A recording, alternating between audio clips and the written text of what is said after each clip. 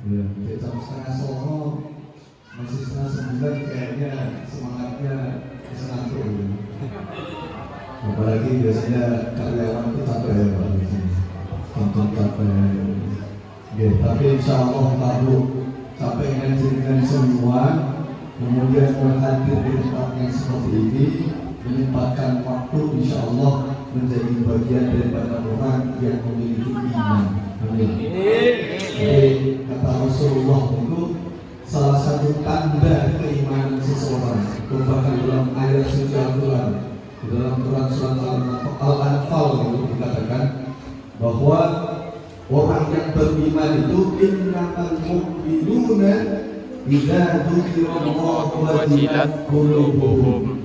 Sesungguhnya tanda orang-orang yang beriman itu apabila disebut nama Allah hatinya tergerak. Jadi Bapak Ibu meskipun capek kegiatan seharian, kemudian disampaikan malam ini adalah malam peringatan Maulid Rasul, kemudian Bapak Ibu dengan segala dayanya hadir di tempat seperti ini, berarti Bapak Ibu masih termasuk golongan orang yang memiliki iman. Bismillahirrahmanirrahim. Alhamdulillahilladzi anzala al-Qur'an hudan lin-nasi wa bayyinatin minal huda wal furqan. Asyhadu an la ilaha illallah wahdahu la syarika lahu wa asyhadu anna sayyidana Muhammadan abduhu wa rasuluhu la nabiyya ba'dahu. Allahumma salli wa sallim wa barik ala sayyidina Muhammad wa ala alihi wa ashabihi wa man tabi'ahum bi ihsanin ila yaumil ma'ad. Wa qala Allah ta'ala fil Qur'anil Karim, a'udzu billahi minasy syaithanir rajim. Bismillahirrahmanirrahim. Inna Allaha wa malaikatahu yusholluna 'alan nabi. Ya ayyuhalladzina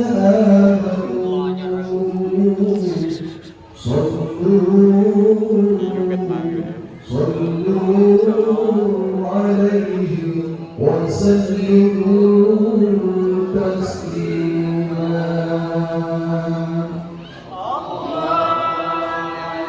Sallallahu alaihi amma ba'du. Apa nih, kalau diberi orang baca Al-Quran, pokoknya suaranya enak. Di hati itu kayaknya nes. Makanya insya Allah mudah-mudahan nanti adik-adik yang tampil itu yang paling orang boleh kabeh bisa jadi orang yang pintar, jadi orang yang soleh, ngajinya bagus semua, jadi ahli ibadah.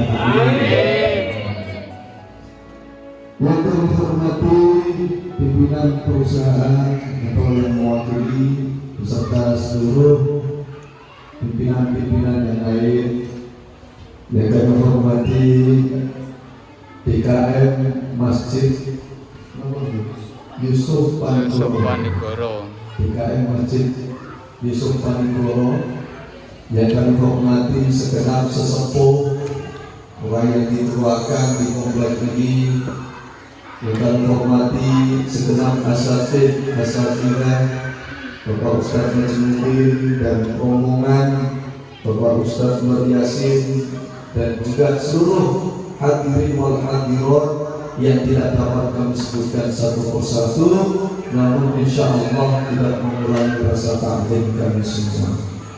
Adik-adik semua yang insya Allah mudah-mudahan senantiasa diberikan kekuatan untuk menjadi pribadi-pribadi yang soleh dan solehah, serta semuanya hadirin wal hadirat yang mudah-mudahan juga dimuliakan Allah Subhanahu wa ta'ala. Amin ya rabbal alamin.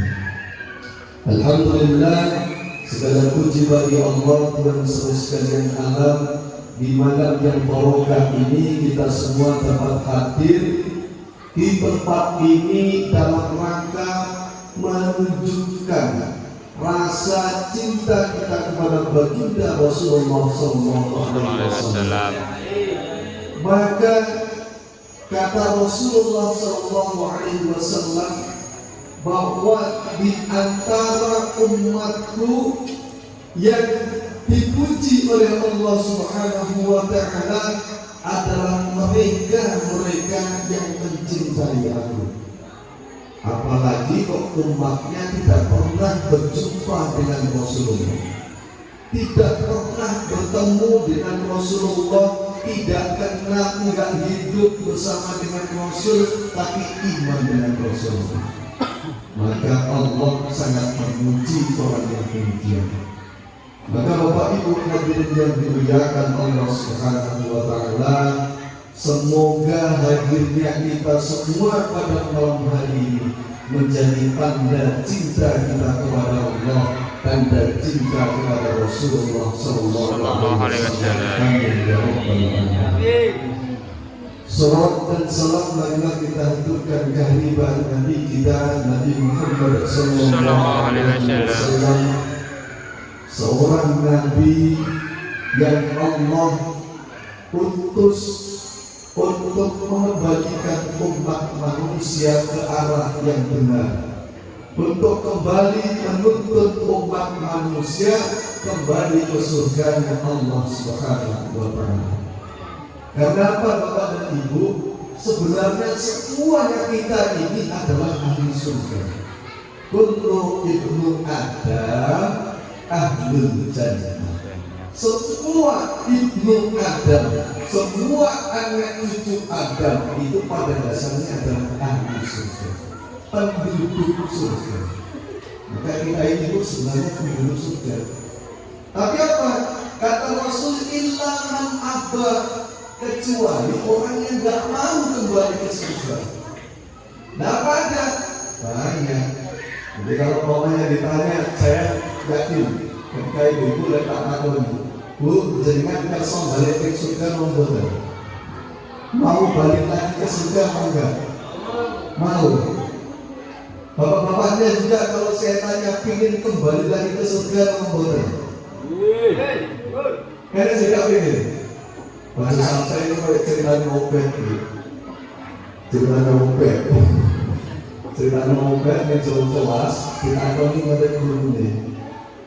Pas ngajar pelajaran akidah akhlak, ya ngajar pelajaran akidah akhlak ada Pak Gurunya ditanya, oke anak-anak, hari ini pembelajaran kita adalah mengimani, salah satunya mengimani hari akhir, beriman kepada hari akhir, dan salah satu nanti yang akan dijumpai di hari akhir adalah surga dan neraka.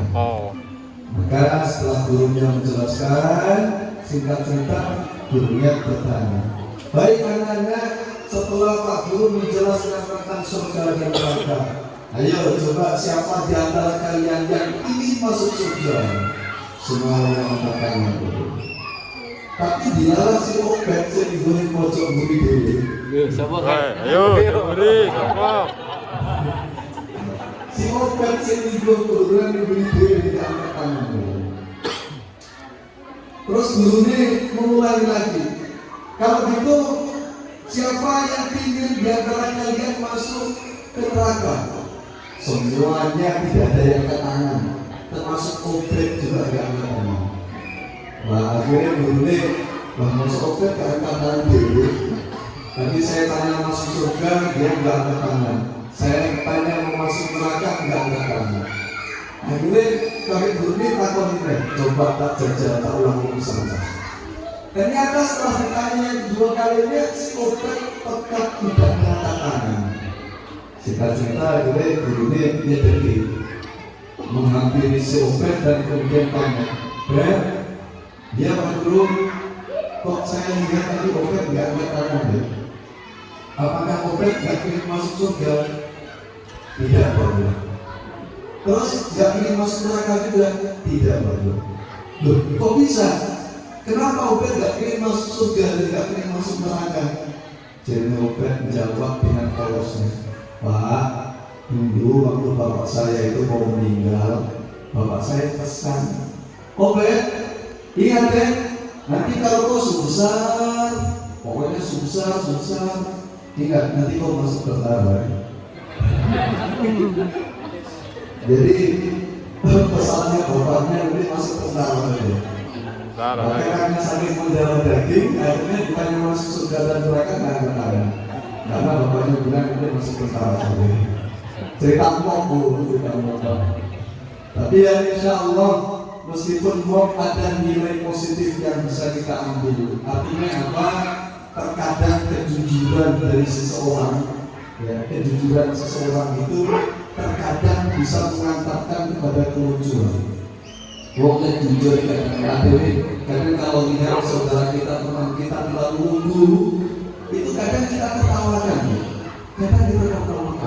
tapi jangan salah, mereka yang jujur, kemudian yang awalnya kita tertawakan, justru nanti akan memiliki derajat yang tinggi di hadapan Allah Subhanahu wa Ta'ala. Saya punya cerita sedikit, teman saya di pondok itu ada teman saya. Itu waktu ngaji, waktu sekolah lebih banyak tidur. Tapi luar biasa ketika dia bertanya mau pelajaran terakhir sampai mari, itu gurunya bilang, ustaznya, dia siapa yang mau tanya? Ada setelah turuan ini tanya sama ustaznya. Berarti ini kancanya lah, dan mau tunggu atau takut. Paling-paling juga paham. Dan terkadang pertanyaannya itu hal yang sepele, yang sebenarnya tidak perlu ditanyakan, tapi kadang ditanyakan sehingga seringkali ditertawakan seperti ini. Tapi apa? Ternyata Allah berkehendak lain. Ya mungkin dengan keluhurannya dia, dengan kesungguhannya dia untuk mencari ilmu, dilarang alhamdulillah sekarang Allah jadikan dia menjadi ustaz. Berarti Ustaz, saya dirikan pesantren di salah satu daerah di Jombang, Jawa Timur, Masya Allah. Jadi kemarin saya ketemu waktu berkunjung ke Jawa itu, ketemu beliau itu malah jadi disinggung gitu. Dia cerita rambut dulu ya, berarti bermain-main itu. Yang dia yang kita tertawakan justru Masya Allah sekarang mendirikan pesantren di Jombang, luar biasa. Maka kembali kepada tema kita tadi, bahwa pada dasarnya semua anak cucu Adam itu adalah ahli surga. Kecuali siapa yang nggak mau, saya nggak belum balik ke surga, ya mungkin tidak menjadi ahli surga. Lah apa ada globalnya? Nama contohnya, contohnya penduduk surga saya nggak belum balik ke surga. Ketika Allah mengingatkan umpamanya, ya ayyuhalladzina amanu idza nudiya lis-sholati min yaumil jumu'ah fas'au ila dzikrillahi wa dzarul bay'. Wahai orang-orang yang beriman, idza nudiya lis-sholati, ketika dipanggil untuk melaksanakan sholat, ya, bila kemudian sholat di yaumil Jumat, pada hari Jumat, fas'au, maka segeralah mendatangi panggilan Allah, meninggalkan perniagaan pekerjaan kita. Bahasa ini Bu, kalau kita kalkulasi, enggak jauh-jauh, kalau di sini mudah-mudahan insya Allah wajib kabeh. Amin. Enggak ada contoh di kampung saya, jumlah penduduk yang mungkin sekitar 1.600 atau bahkan mungkin 2.000, dan penduduk muslimnya bisa kita bilang 80%, ya sedikit ya, dan mungkin 80% lebih. Itu kalau jumlahkan, ya alhamdulillah yang lantai bawah penuh, tapi yang lantai atas pun masih kurang, masih kurang. Padahal kalau kaumnya kita kalkulasi, anggaplah yang laki-laki saja 1.000 orang, kemudian datang sholat Jumat bareng-bareng, insya Allah masjidnya penuh. Betul. Bukti lagi kalau pas sholat hari itu bareng, di mana-mana masjid kayaknya sama. Merata. Ya, mudah-mudahan di sini nggak sama.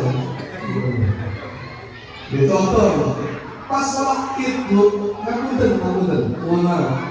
Pas sholat Id yang biasanya masjid itu kelihatan longgar, itu sampai luber sampai di halaman-halaman, bahkan sampai di jalan. Itu salah satu contoh. Maka ya tadi banyak ternyata ahli surga tidak kita balik nih surga.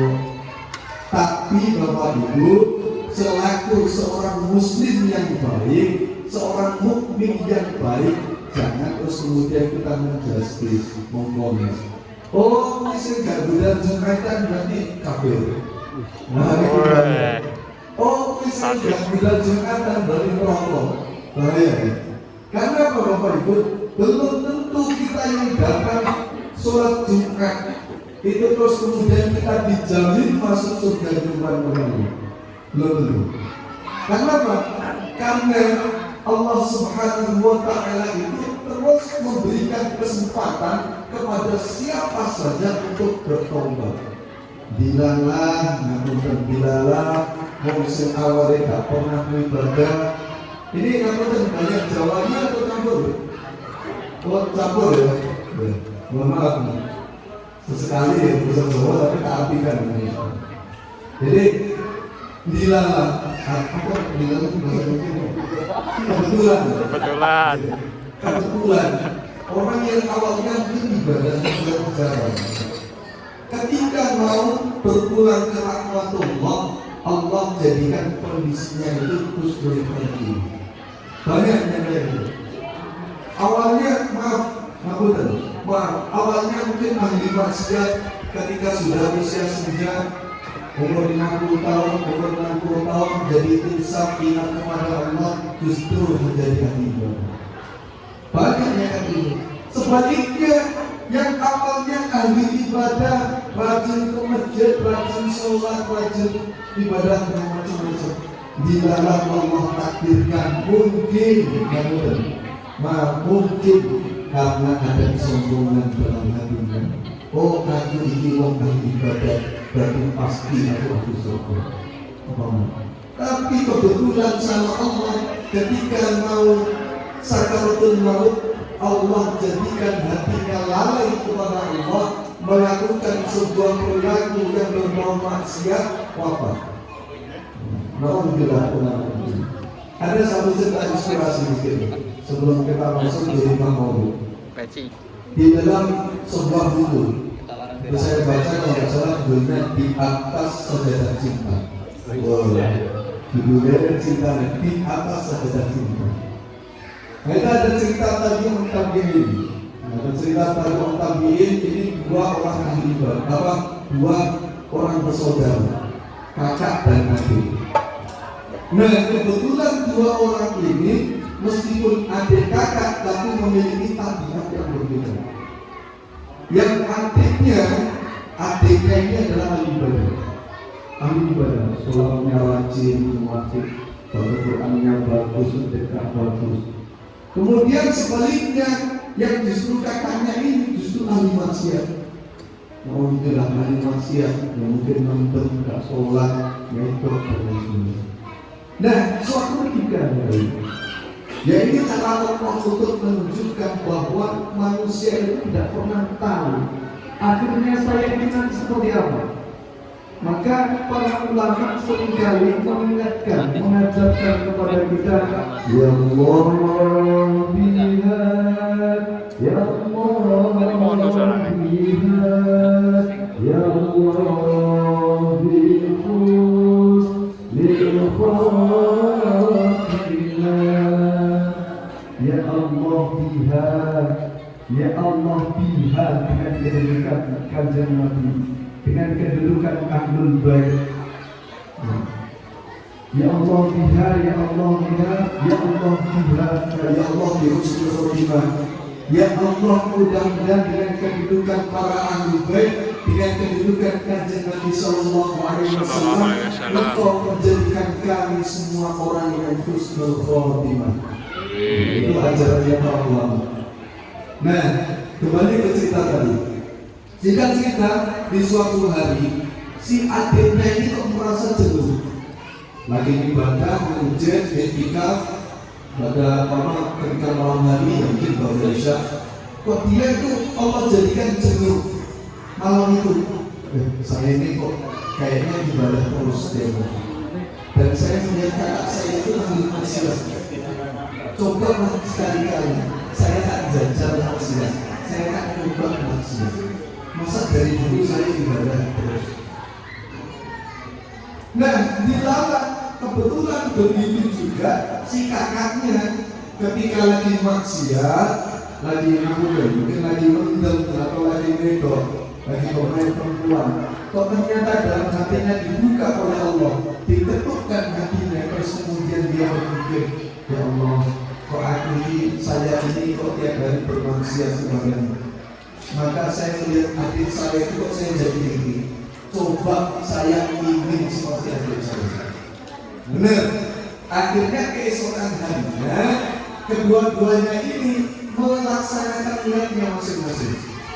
Yang adiknya tadi ahli ibadah kemudian berniat untuk mencicipi maksiat, yang kakaknya ahli maksiat berniat mencicipi ibadah.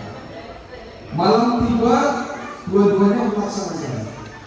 Yang kakaknya datang ke masjid ketika, yang adiknya datang ke tempat maksiat.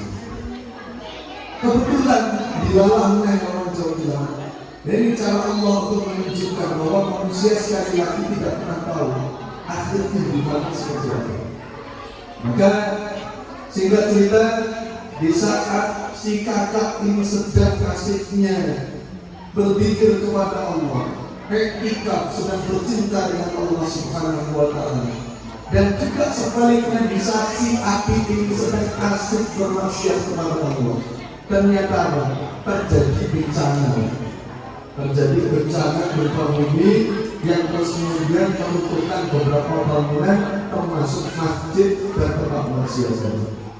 Na'udzubillah, setelah dibuka puing-puing daripada bangunan yang rontok yang runtuh itu, na'udzubillah, si abid yang awalnya ahli ibadah justru wafat di tempat kemaksiatan menjadi syukur khotimah.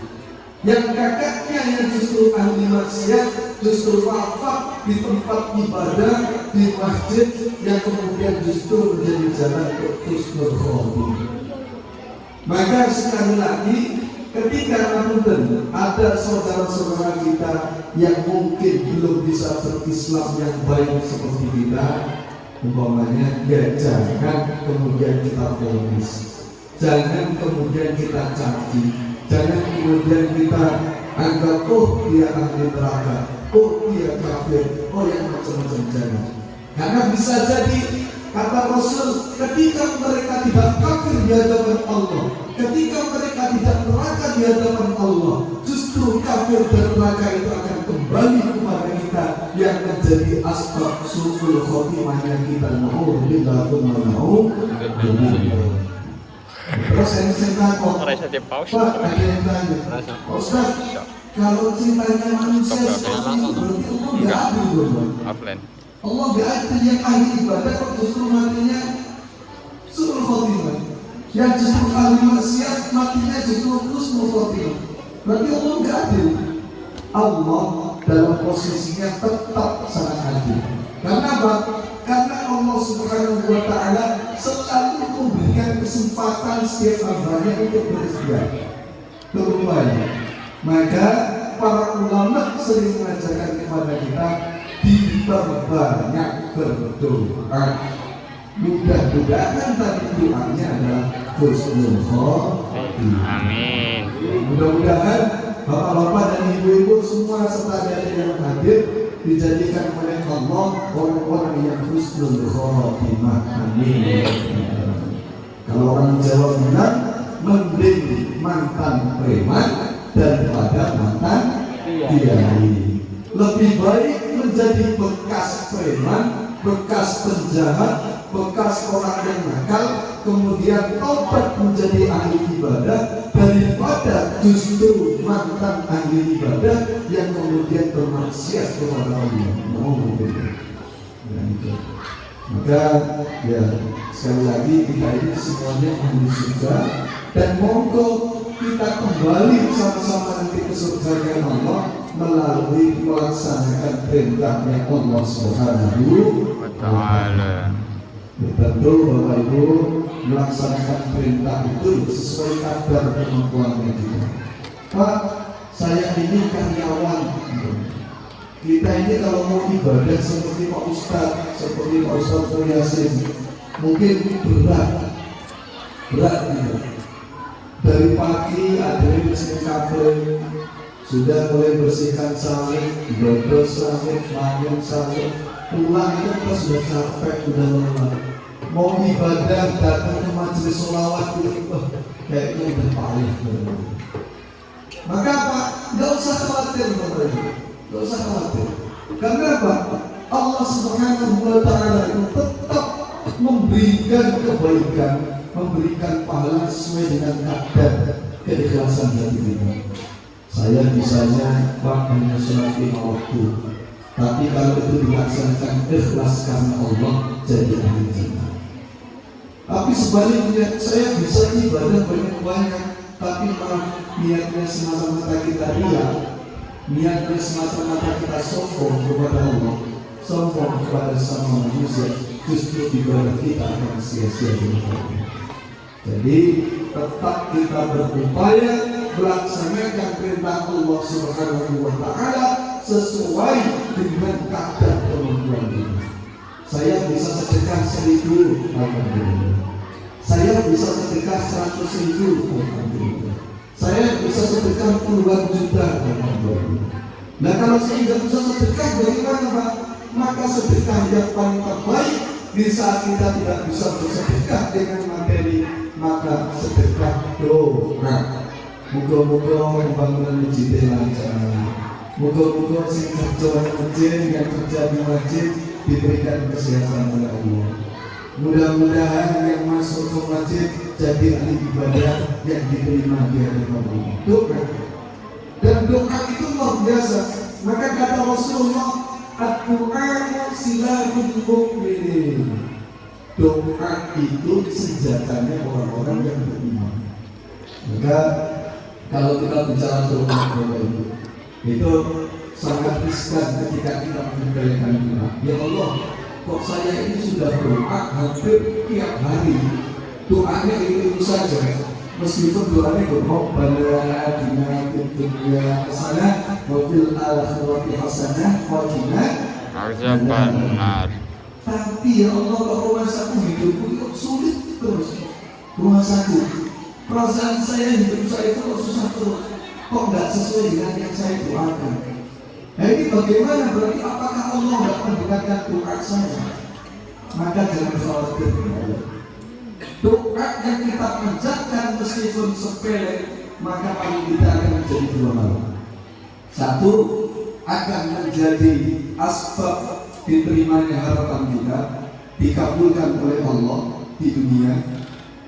Atau ada kalanya 2, akan menjadi simpanan kita di akhirat. Maka tidak usah bersedih lagi. Bapak, kalau saya masih susah terus hidupnya bagaimana? Susah dan senang itu tergantung bagaimana kita menjalani. Gaji 1 juta, ada jalan ini senang, bisa bagi, bisa ngatur, insya Allah cukup. Banyak duit, banyak gaji puluhan juta, kalau kita tidak bisa mengatur, tidak bisa mensyukuri, tidak bisa melaksanakan dengan cara yang baik, maka jadi susah. Maka kalau saya mengistilahkan mungkin orang hidup itu adalah orang yang menerima. Maksudnya kebahagiaan orang yang hidup itu adalah orang yang bisa menerima. Dikasih sedikit sama Tuhan, diterima. Dikasih banyak oleh Tuhan, tetap diterima. Insya Allah cukup. Karena Mbak, hidup itu terkadang Bapak Ibu nggak bisa kita matematika matematikakan dengan logika kita. Contoh, aku dewe, contoh saya sendiri.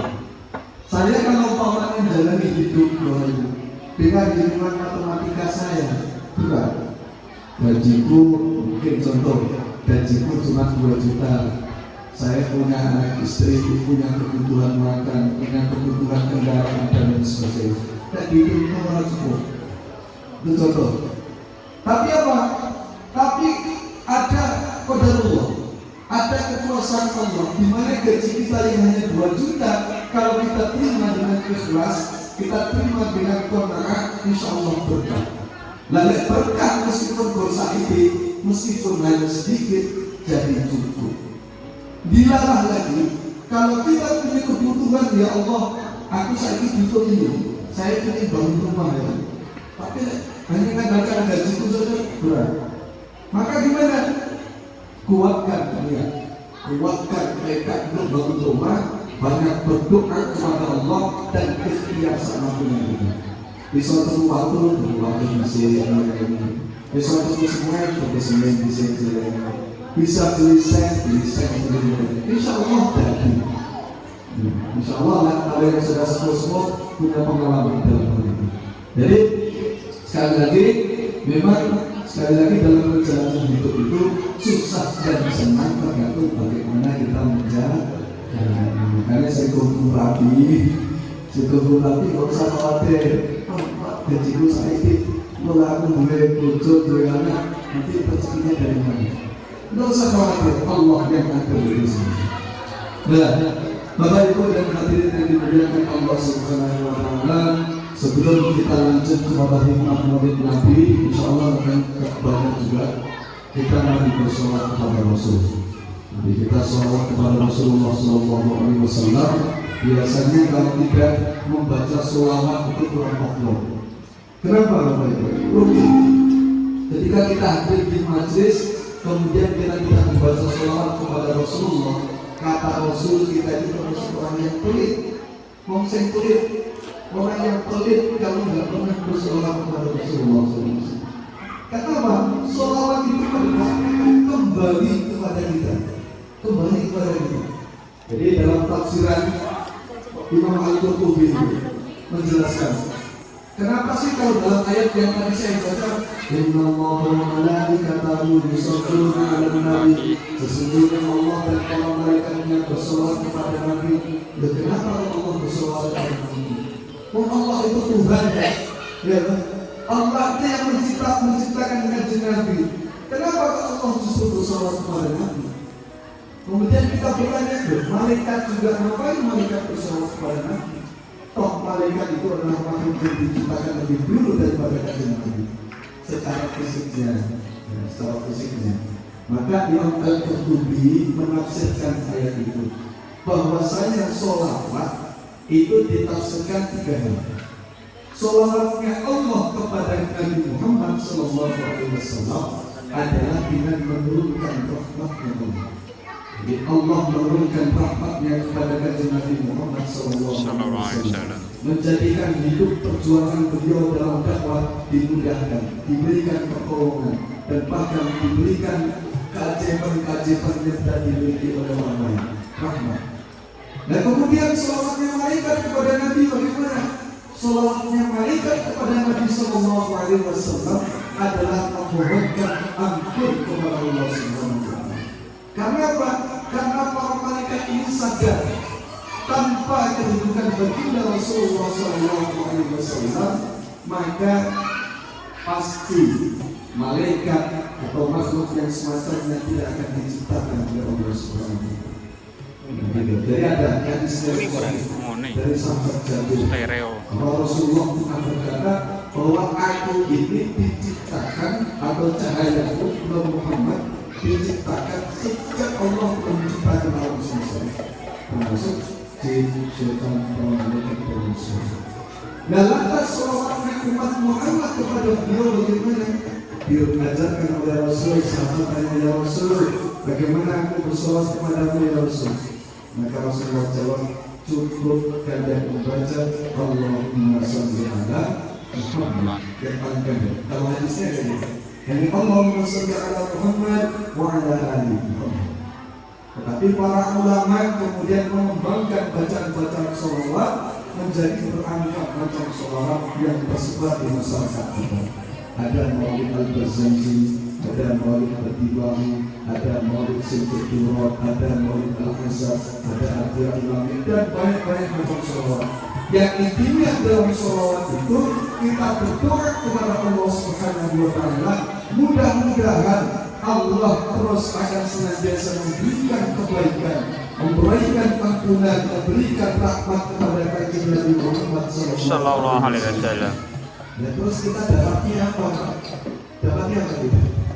Dapatnya ibarat ini gelas, ibarat gelas. Ibarat gelas. Ini saya ibaratkan Rasulullah.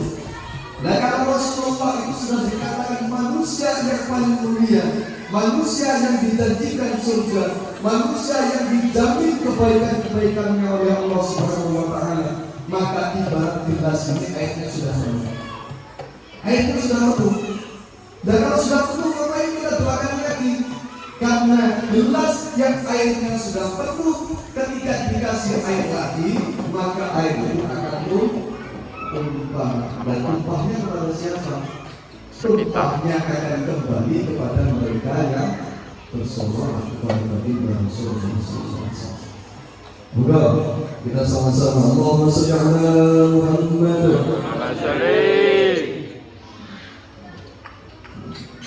أعوذ بالله من الشيطان الرجيم. بسم الله الرحمن الرحيم. ومن تم الحمل شهران على مشهور الأكوان المرمية بالمدينة المنورة أبو عبد الله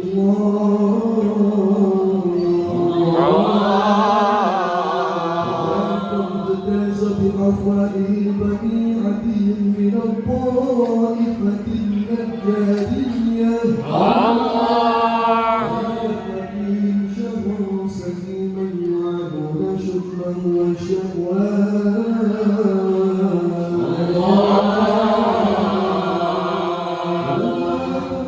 الحمي على الراجح 9 أشهر قمرية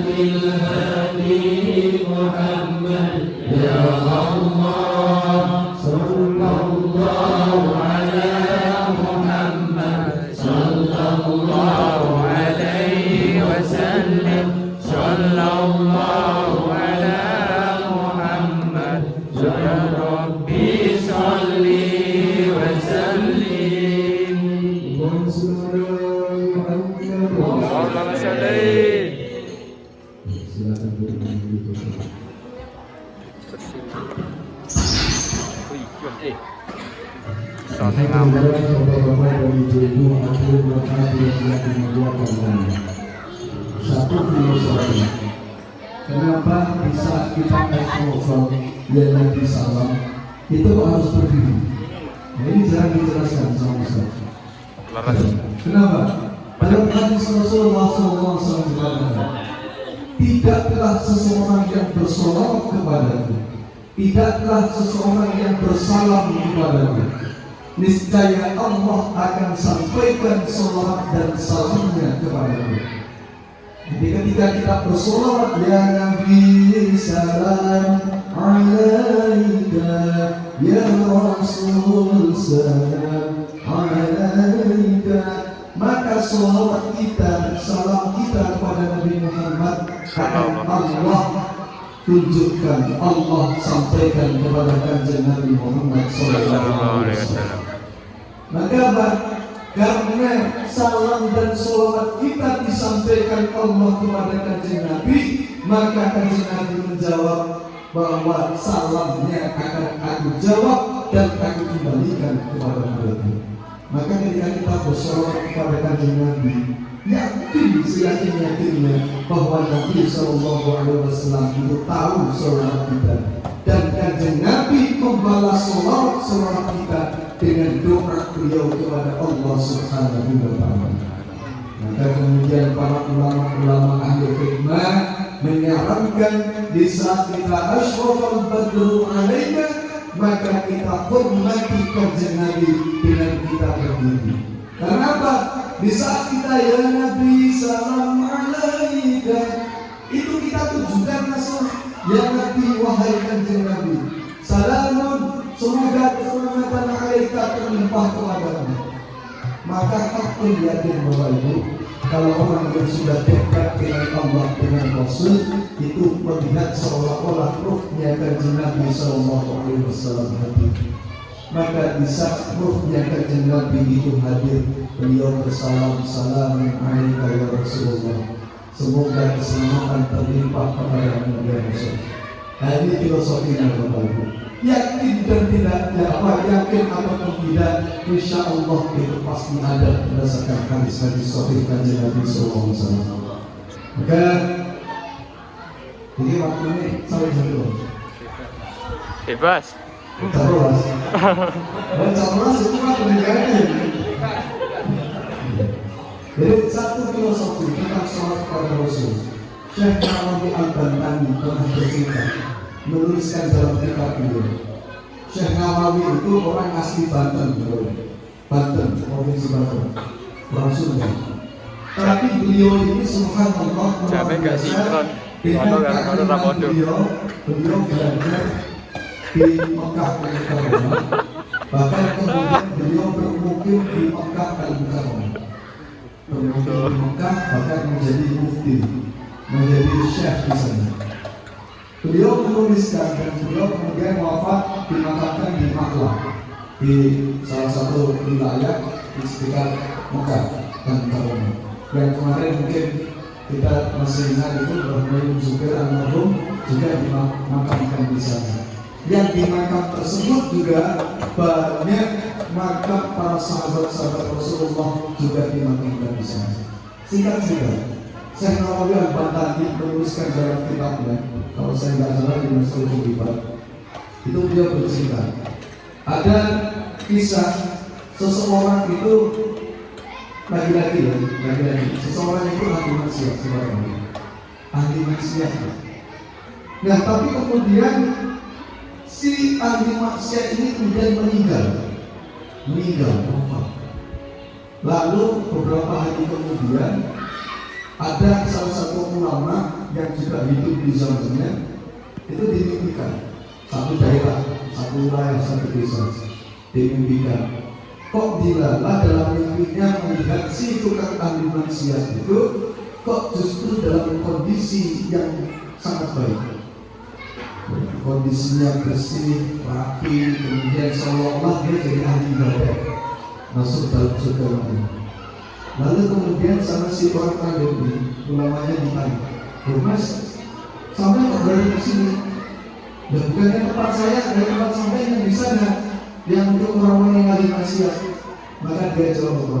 Saya berada di sini atas rahmatnya Allah Subhanahu wa taala. Nah, kok bisa Mas? Sampai kan ahli maksiat, kok bisa kemudian datang masuk di dalam surga Allah? Dia cerita. Ini Mas, wahai orang alim, saya ceritakan. Suatu ketika saya itu diajak sama sahabat saya. Mas, sampai kilo maksiat terus. Kok dengan Bapak itu, Anda itu ahli maksiat terus. Ayolah sekali-kali ikut saya datang ke majelis maulid. Majelis di mana di situ dibacakan sholawat kepada baginda Rasulullah SAW. Kok ya kebetulan si ahli maksiat itu mau? Iyalah, tak sekali-kali saya duduk datang di tempat majelis itu. Ya siapa tahu justru saya duduk di tempat itu saya dapat kebaikan. Benar, ketika dia hadir di majelis dibacakan maulid atau sholawat kepada baginda Rasulullah SAW, dia pun dengan otomatis mengikuti bacaan-bacaan sholawat itu. Dia ikut baca dan dia khusyuk dalam bacaan. Maka lalu dengan asbab dia datang di satu majlis bersolawat kepada baginda Rasulullah SAW menjadi sebab Allah mengampuni dosa-dosanya. Subhanallah. Nah, kok bisa? Maka cerita ini Bapak Ibu bukan sekedar cerita kosong. Ternyata Pak Nabi sudah mengingatkan kepada kita, man shalla alayya sholatan, siapa yang bersolawat kepadaku meskipun hanya satu kali, sallallahu alaihi wasallam, Allah akan menurunkan rahmat kepadanya sebanyak 10 kebaikan. Enggak cukup Allah menurunkan 10 kebaikan saja, tapi bagaimana lagi? Kemudian wa rufi'at anhu ashru khati'atin, dan kemudian Allah angkat, Allah hapuskan wa khutat anhu ashru khati'atin, Allah angkat, Allah hapuskan 10 dosa, 10 keburukan yang tidak benar. Enggak cukup di situ. Rasulullah lanjutkan wa rafi'at lahu ashru darajatin, Allah angkat dia sebanyak 10 derajat ketinggian di hadapan Allah Subhanahu wa taala. Jadi kalau baca selawat contoh Allahumma sholli ala Muhammad, kalau kita niat baca semata-mata karena Allah, semata-mata rindu kepada Rasul, 3 hal yang kita dapat: 10 rahmatnya Allah, 10 ampunannya Allah, dan juga 10 derajat ketinggian di hadapan Allah. Maka cerita tadi menjadi inspirasi itu. Pak, kalau gitu saya tak maksiat saja. Nanti saya balik-balikin baca selawat. Yo, jangan gitu. Belum tentu selawat kita terus kemudian ikhlas, dinilai ikhlas di hadapan Allah. Tapi balik lagi ke awal, tidak ada yang tahu ibadah kita atau dosa kita kemudian menjerumuskan kita ke dalam neraka, gitu. Karena hanyalah Allah Subhanahu wa taala yang berhak mengatakan, hei si A, kamu saya kasih rahmat, hei si B, kamu saya masukkan ke neraka. Hanya Allah Subhanahu wa taala.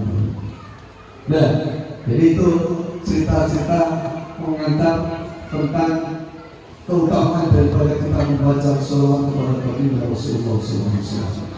Kemudian, nanti baru masuk ini. Terus kelas 10, tapi gak siswi Pak. Saya kalau mimpi itu biasanya gak lama. Prolognya, pengantarnya aja biasanya sama.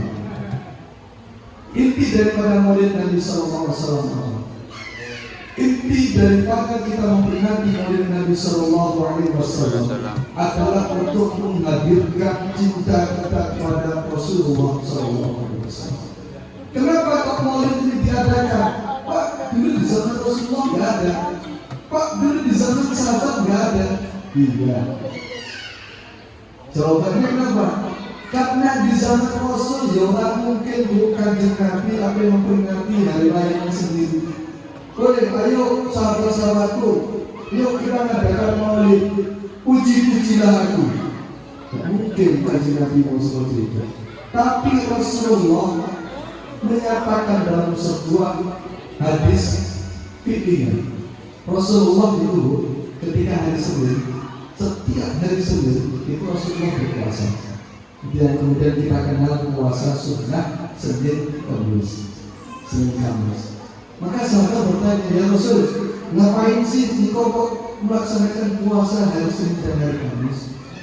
Maka jawabannya Rasulullah, wahai sahabatku, apakah tidak pantas aku ingin menjadi pribadi yang bersyukur kepada Allah?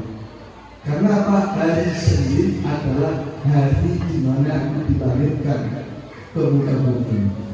Maka apa?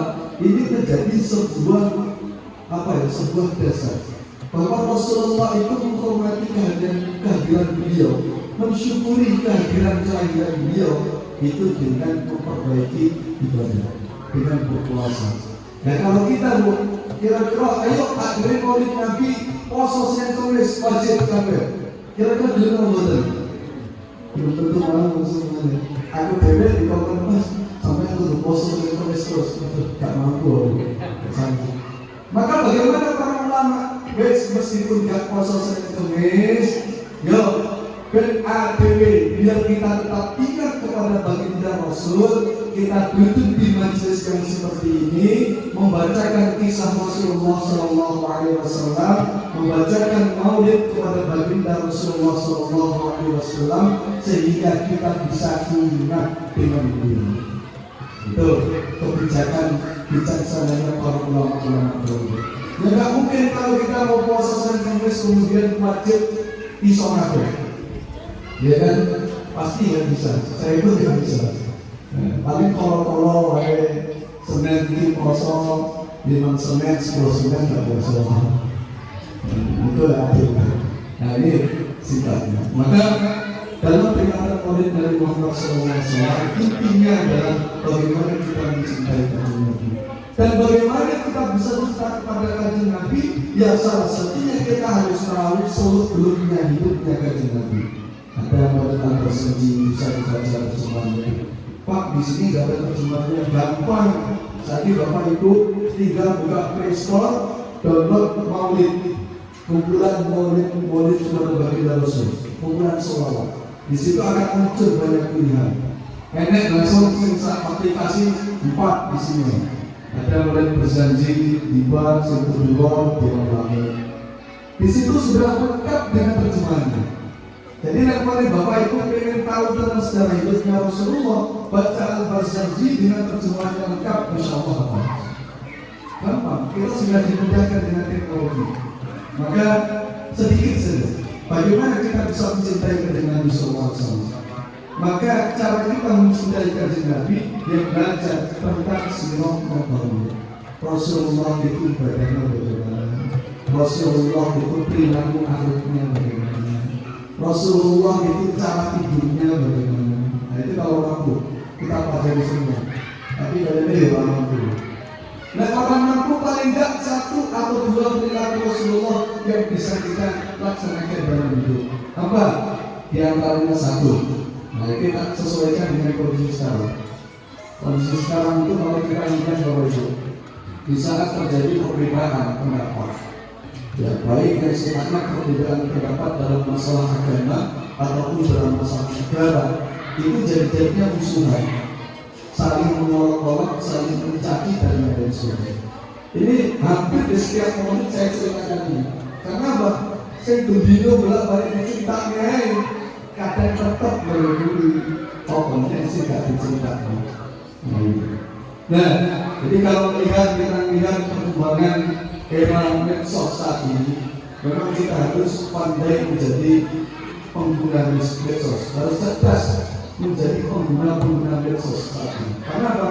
Kalau kita salah memilih, ya, salah memilih berita, salah memilih informasi, justru malah menjadikan kita membenci yang A, membenci yang B, C dan lain sebagainya. Dan ini sangat tidak dikehendaki oleh Rasulullah.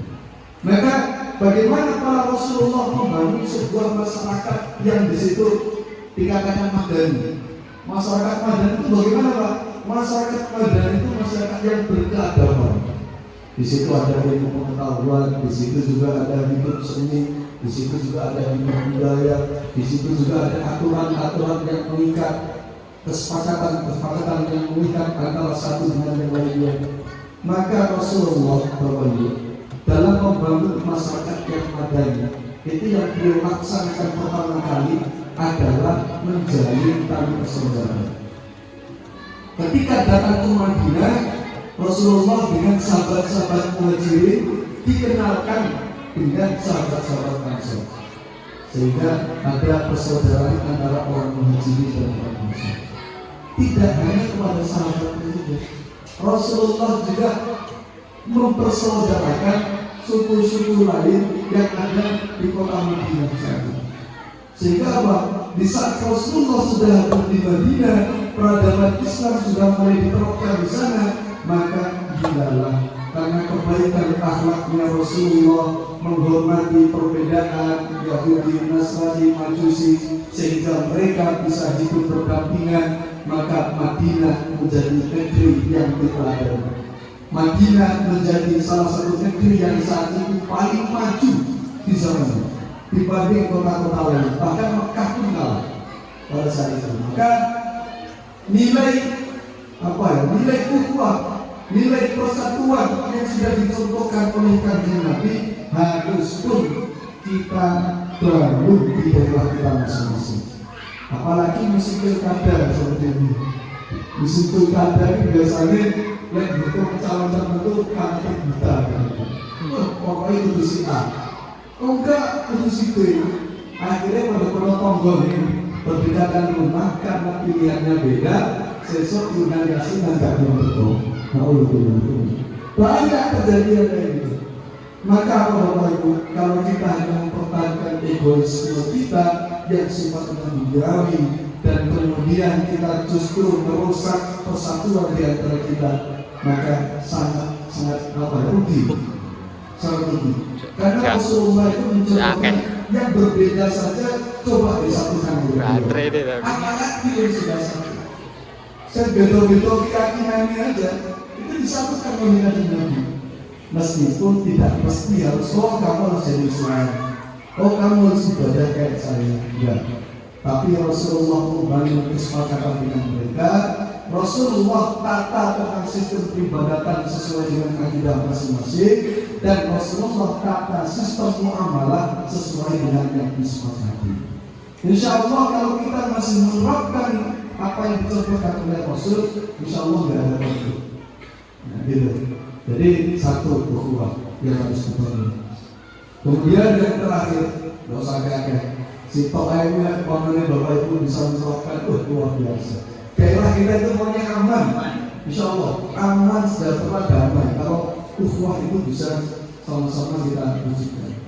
Karena ngeri Bapak Ibu kalau kita lihat, terutama politik ya, urusan politik itu, punya. Kemarin yang ribut di Jakarta, ribut di daerah, gara-gara perbedaan masalah undang-undang. Jadi ancuran-ancuran di sana sini, bukan kebaikan yang berapa. Maka bagaimana Pak kalau perbedaan, kalau kita ada beda pendapat dengan para pemimpin kita, datang, ajak dia.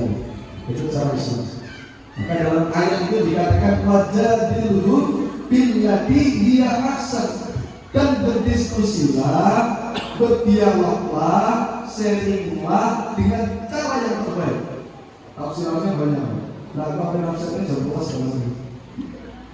Nah, itu nanti dibuka sendiri, Bapak Ibu buka di Quran surat An-Nahl ayat 125. Salah satunya adalah wajadilhum billati hiya ahsan. Ketika ada perbedaan di antara kita, dialog silakan.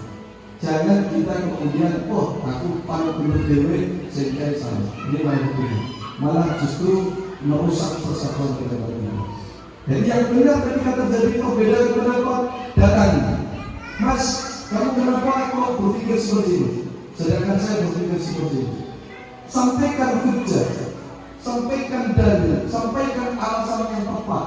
Baik alasan yang dari akli Quran dan Sunnah maupun dari akli yang bersifat dari logika. Itu aja. Kuncinya kalau kita menghadapi perbedaan dengan kepala dingin, hatinya dingin, insya Allah aman. Nah, itu dua hal bagaimana kita meladeni Rasulullah SAW, yang satu ukhuwah, yang kedua dulu. Terus ukhuwah dia itu sebetulnya setengah 10. Gue berarti mesti jatuh lah, kalau Ustaz itu jangan segitu ini. Kamu dan bermaaf. Jadi ukhuwah itu penting Bapak Ibu, karena Madinah menjadi negara, bahkan dikatakan menjadi wilayah yang maju, menjadi wilayah yang disegani, itu karena ukhuwah. Maka Indonesia ini sudah bagus, banyak suku, banyak agama, banyak budaya.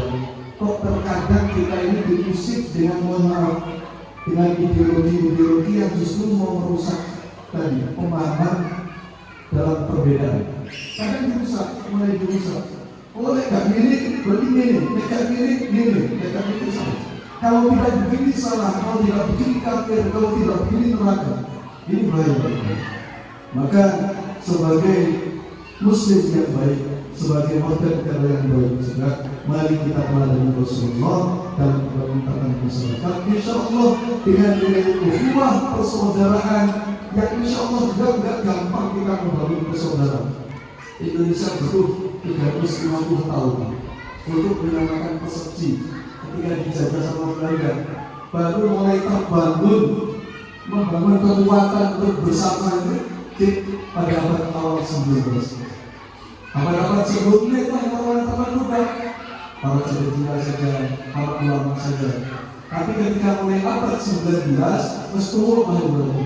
Musuh hadirin dijajah terus, ayo hadirin satu sudah satu.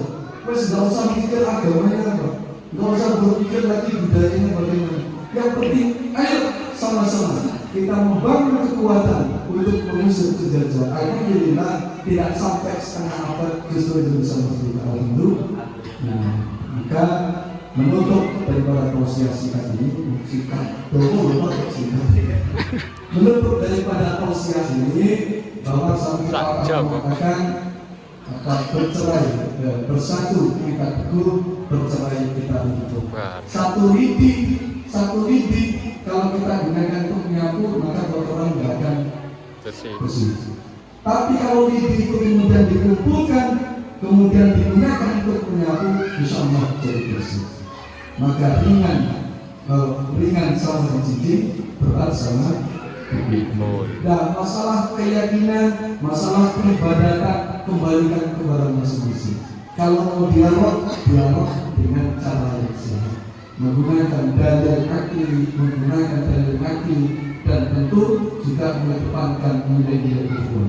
Itu insya Allah, dan inilah yang bisa saya sampaikan. Kurang lebihnya jika saya menyampaikan tausiah ini ada hal-hal yang kurang berkenan atau mungkin menyinggung perasaan dari bapak dan ibu semua, atau mungkin menyakiti bahkan, maka percayalah bapak ibu bahwa yang saya sampaikan ini bentuk daripada cinta saya kepada bapak ibu semua.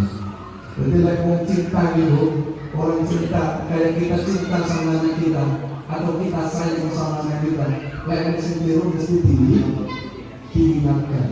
Sama ketika omongnya bapak dan ibu kok bilanglah, saya kan nggak tahu ya kehidupannya bapak ibu bagaimana.